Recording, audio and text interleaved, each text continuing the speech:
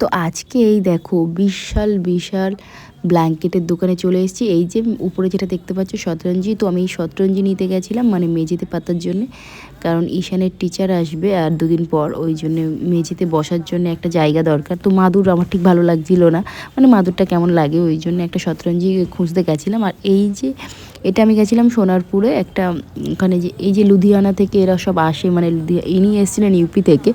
তো এখানে আমরা ব্ল্যাঙ্কেট দেখছিলাম, আর এই ব্ল্যাঙ্কেটটা ঈশানের পাপার প্রচণ্ড পছন্দ হয়েছিল। এত বার্গেনিং করছে, এত বার্গেনিং করছে, কোনো মতে এরা দাম কমায়নি। তারপরে আলটিমেট ওর ওটাই পছন্দ হলো। আর ওই ব্ল্যাঙ্কেটটা সত্যি বলতে খুবই সুন্দর। আর অ্যাকচুয়ালি এগুলো লুধিয়ানার জিনিস, মানে একটু কোয়ালিটি ভালো। সাধারণত দোকান থেকে যতটা প্রাইসে আমরা নিই তার থেকে না অনেকটা প্রাইস এদের কাছে কিন্তু কম হয়।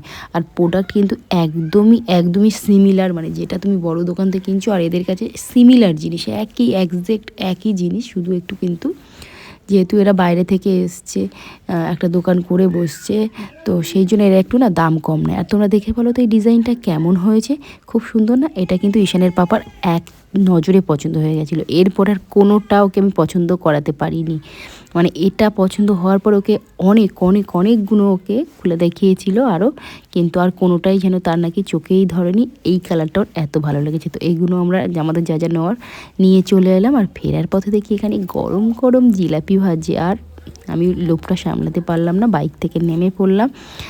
তারপর এখানে যে গরমটা ভাজছিল ওটাই বললাম একটু বানিয়ে তুলে দাও। তো ওই গরম ভাজার আগের ব্যাচটা এই যে যেটা তুলে দিচ্ছে, তারপরে আবারও ওটা ভাজছে, একদম গরম গরম ভাজছে। আর সবাই যেন লাইন দিয়ে দাঁড়িয়ে আছে গরম জিলাপি খাওয়ার জন্যে। তোমরা কারা কারা এরকম আছে বলো তো, যারা গরম জিলাপি ভালোবাসো? আমার তো মিষ্টি মানে একদম জিভে জল চলে আসে, সেটা আর বলার অপেক্ষা থাকে না। তো এখানে গরম গরম জিলাপি প্যাক হয়ে গেছে। আর এই যে ফিরছিলাম, যেহেতু এখন নিউ ইয়ার টাইম, সেই জন্য রাস্তাঘাট এখন কি সুন্দরভাবে সেজে গুজে আছে, দেখতে বেশ ভালো লাগে, যেন সেই পুজো পুজো ফিলিংসই মনে হয়। পুজোর সময় চুনি বাল্বগুলো চারিদিকে রাস্তায় থাকে, ঠিক তেমন লাগছে। আর এই যে এখন আমি বাড়ি ফিরছি, আর যেহেতু গিয়েছিলাম অনেকটা দূর, অনেকটা দূরেই, তো ওই জন্য ফিরতে একটু লেট হচ্ছিল। বাড়ি এসে এটাকে আমি পেতে তোমাদেরকে দেখাই যে আমি কী কিনলাম। এই যে দেখতে পাচ্ছ ঈশান যেটাতে বসে আছে এটাই আমি কিনেছিলাম, আর এটার দাম আমার নিয়েছিল, বলেছিল 650, কিন্তু আমি বার্গেনিং করে একটু কম সম করে নিয়েছি। এটা কেমন হয়েছে অবশ্যই কমেন্ট করে জানিও তো তোমরা।